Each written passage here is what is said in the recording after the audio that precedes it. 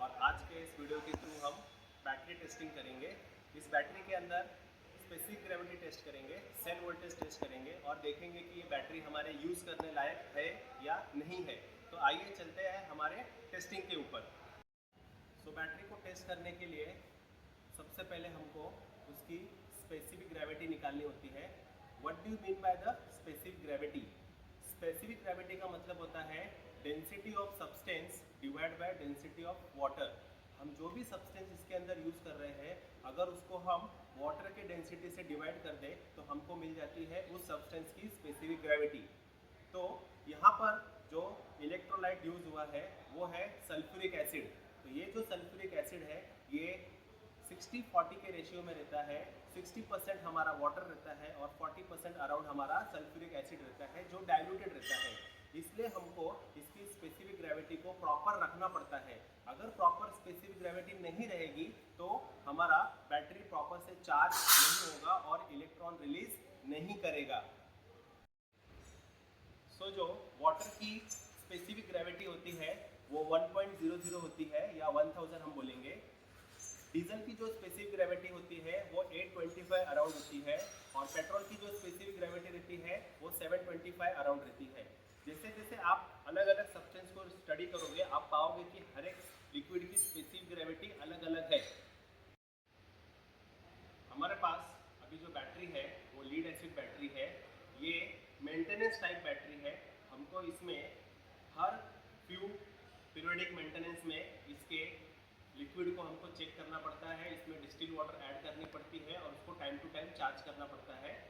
Generally किसी भी lead acid battery की जो टाइम ड्यूरेशन रहती है वो 4.5 साल तक रहती है। अगर हमने उसको प्रॉपर मेंटेन किया तो कहीं कहीं पर थोड़ा 5 साल तक भी खींच जाती है, but it is not possible वो 5 साल जाए। ज़्यादा से ज़्यादा बैटरियाँ हमारी 4 से 4.5 साल तक ही चलती है, कितना भी अच्छा हमने उसको मेंटेन किया तो। क्योंकि इसकी एक चार्जिंग साइकिल रहती है, वो चार्जिंग साइकिल के थ्रू क्या होती है, ये पूरी प्रोसेस कंप्लीट होती है। एक बार वो चार्जिंग साइकिल ख़त्म हो जाएगी तो बैटरी अपना वोल्टेज गेन करना या फिर इलेक्ट्रोलाइट गेन करना ख़त्म कर देती है। हमारे पास एक हाइड्रोमीटर है। हाइड्रोमीटर का इस्तेमाल लीड एसिड बैटरी के अंदर इलेक्ट्रोलाइट का स्पेसिफिक ग्रेविटी निकालने के लिए होता है। सबसे पहले हमको समझना पड़ेगा कि हाइड्रोमीटर कैसे काम करता है और इसके अंदर जो ये कलरफुल रीडिंग्स है वो क्या है, इस नंबर्स को हमको किस तरह से समझना है। जब तक कि नंबर्स हमको नहीं समझेंगे तब तक हम ये नहीं पता करेंगे कि इसके अंदर की जो सेल की जो स्पेसिफिक ग्रेविटी है वो बराबर है या नहीं है। तो आइए देखते हैं कि पहले ये नंबर्स हमको क्या बताते हैं। ये आपके हाइड्रोमीटर के अंदर का फ्लोट है। फ्लोट के ऊपर आप देख रहे हो कि कुछ रीडिंग बनी हुई है। सबसे ऊपर की रीडिंग आपको रेड कलर में प्रेजेंट हो रही है, फिर सेंटर की रीडिंग आपको ब्लू कलर में रिप्रेजेंट हो रही है और सबसे नीचे वाली जो रीडिंग है वो आपको येलो कलर में रिप्रेजेंट हो रही है। रेड कलर का मतलब है कि यहाँ पर जो स्पेसिफिक ग्रेविटी है वो एकदम लो है, एकदम डेड है। दैट मीन्स 1.100 जो 1100 के आसपास है। इस पे अगर कोई आपका पानी आके रुकता है तो समझ जाने का कि इस सेल की स्पेसिफिक ग्रेविटी पूरी तरह से खत्म हो चुकी है। हमको जो स्पेसिफिक ग्रेविटी चाहिए रहती है उसकी रेंज हमको इस ब्लू के अंदर मिलनी चाहिए। तो यहाँ पर प्रॉपर हमारी बैटरी की जो स्पेसिफिक ग्रेविटी है वो 1260-1280 के आसपास होनी चाहिए। 1.280 के आसपास हमारी स्पेसिफिक ग्रेविटी होनी चाहिए जो इस ब्लू के रेंज में आती है। और अगर हम येलो के रेंज में जाएंगे तो वहाँ पर स्पेसिफिक ग्रेविटी 1300 के आसपास चली जाती है, जो भी बैटरी के लिए बराबर नहीं है। ना तो ज़्यादा एकदम हाई स्पेसिफिक ग्रेविटी बैटरी के लिए अच्छी रहती है, ना ही एकदम लो स्पेसिफिक ग्रेविटी बैटरी के लिए अच्छी रहती है। तो हमारी जो रेंज है वो ब्लू के अंदर आनी चाहिए। तो अब हम चेक करके देखेंगे कि हमारी जो बैटरी के अंदर सेल है उस सेल के अंदर का हर एक कंटेंट कहाँ पर आके रुक रहा है। हमारे पास जो हाइड्रोमीटर है उसको हमको इस्तेमाल कैसा करना है। इसके अंदर अपर और लोअर दो पार्ट रहते हैं। तो इसके जो लोअर पार्ट्स है उसके अंदर एक नोजल लगा हुआ है, रबर नोजल है। इस नोजल को हमको इस वेंट प्लग के अंदर डालना है, वेंट होल के अंदर डालना है। इसके अंदर आपको इलेक्ट्रोलाइट दिखेगा। हमको ऊपर से इस रबर के बल्ब को प्रेस करना है। प्रेस करने के बाद इसको अंदर इंसर्ट करना है और स्लोली बल्ब को रिलीज करना है। जब आप बल्ब को रिलीज करोगे तो आप इलेक्ट्रोलाइट ऊपर आते हुए देखेगा और इस इलेक्ट्रोलाइट को आपको स्टेबल होने देना है। जब तक स्टेबल नहीं होगा तब तक आप उसकी रीडिंग नहीं ले सकते हैं। अब यहाँ पर इलेक्ट्रोलाइट स्टेबल हो गया है तो जिस पर्टिकुलर लाइन पर वो आके रुका है उस पर आपको रीडिंग लेना है। मैंने रीडिंग ऑलरेडी पहले ले चुकी था, तो इस एक नंबर सेल का रीडिंग है 1.150। तो इसी तरह से हम बाकी के भी 5 सेल की रीडिंग लेंगे 1 बाय 1।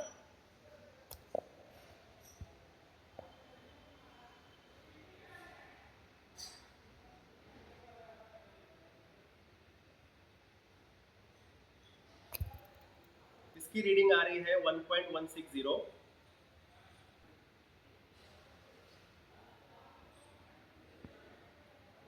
तीसरे नंबर सेल की रीडिंग आ रही है आपकी 1.100 जो पूरी तरह से डिस्चार्ज है। 4 नंबर सेल की रीडिंग आ रही है आपकी 1.170।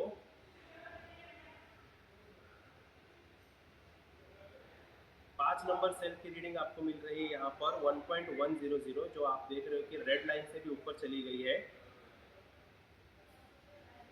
की रीडिंग आपको आ रही है 1.150।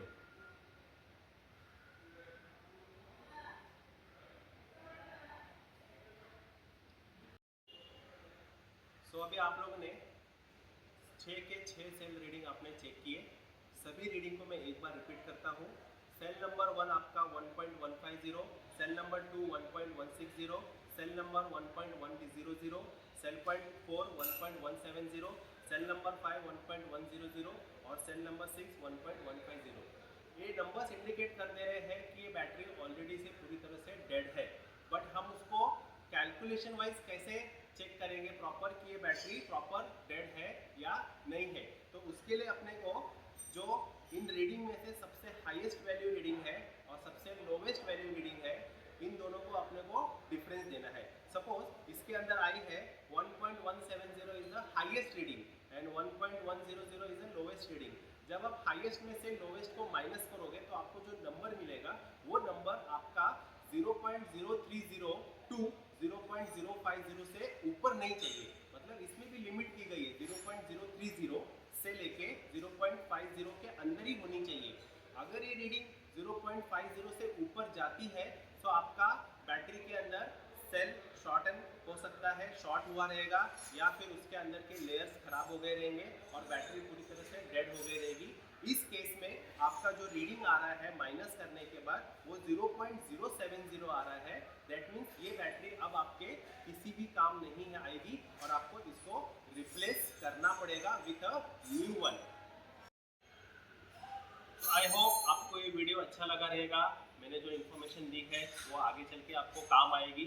तो इसी तरह के नॉलेजेबल वीडियो के लिए मेरे चैनल को सब्सक्राइब करो और साथ में जुड़े रहिए ताकि आपको ज़्यादा से ज़्यादा इन्फॉर्मेशन वीडियो आपको ऑटोमोबाइल से रिलेटेड मिलते रहे। Thank you very much.